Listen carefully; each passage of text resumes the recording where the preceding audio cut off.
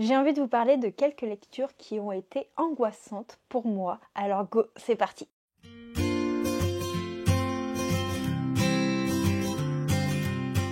Hello, maître érudit de la citadelle, c'est Johanna. Je suis ravie de vous retrouver aujourd'hui pour une nouvelle vidéo où je vais vous parler de 3 livres qui pour moi ont été angoissants lors de la lecture. Le premier, je ne le possède pas en papier, mais c'est une lecture qui ne peut absolument pas laisser insensible. On est dans un romantique suspense avec Le Cri du silence de Angel Arkin. Je me souviens pas forcément du prénom des personnages, ça c'est quelque chose qui est assez typique et comme j'ai pas le livre en format papier, je l'ai en format audio, forcément je peux pas regarder le résumé pour me rappeler des prénoms des personnages.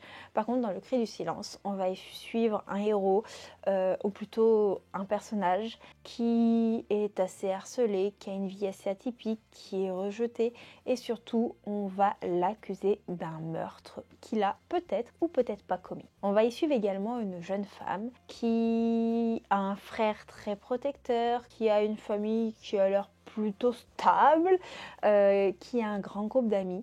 Et si au sein de ce groupe d'amis, tout le monde accule notre personnage masculin accusé d'un certain meurtre, elle va croire en lui, elle va tisser une amitié très proche, voire un peu plus avec lui, mais cela va aussi lui causer de gros soucis. Donc il y a des choses comme ça qui se passent pendant l'enfance et plusieurs années plus tard, il va y avoir d'autres choses dans la même veine qui va se passer et on va être dans une ambiance assez pesante, assez angoissante parce qu'on ne sait pas qui est le tueur, qui a fait ça, d'où ça vient, tout le monde s'acharne sur le personnage masculin et on a aussi vraiment une atmosphère puisqu'on est sur une île, voilà, tout le monde se connaît, tout le monde parle et c'est pas souvent qu'il arrive des choses bizarres et donc quand le personnage masculin revient sur cette île, forcément tout va être décuplé, il va y avoir un certain mystère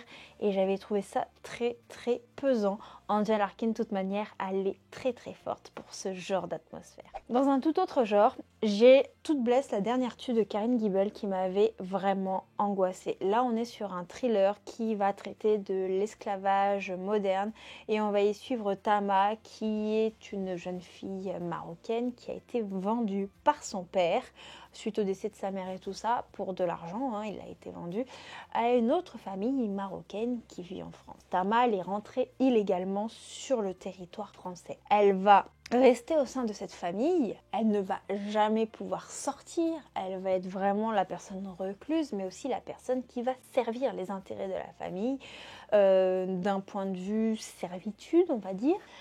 Ça va être un peu la femme de ménage, la cuisinière, mais aussi ça va être le souffre-douleur de cette famille. Et croyez-moi, c'est atroce parce qu'on se sent démunis, on vit l'atrocité de Tama. Moi j'ai été angoissée, j'avais mal au ventre, c'est une lecture qui m'a donné envie de vomir, qui était extrêmement difficile et quand on croit qu'elle est sortie d'une situation, c'est pas forcément le cas parce que elle se retrouve toujours dans des situations compliquées dont tout est inextricable et personnellement c'est un livre qui ne peut pas laisser indifférent, d'autant plus quand on lit les remerciements et qu'on s'aperçoit que l'autrice elle s'est renseignée, qu'elle est allée voir des femmes faisant partie d'une association où est l'esclavage moderne comme thématique et donc elle s'est inspirée de ces témoignages et c'était incroyablement difficile de savoir que peut-être que ce genre de choses arrive chez notre voisin.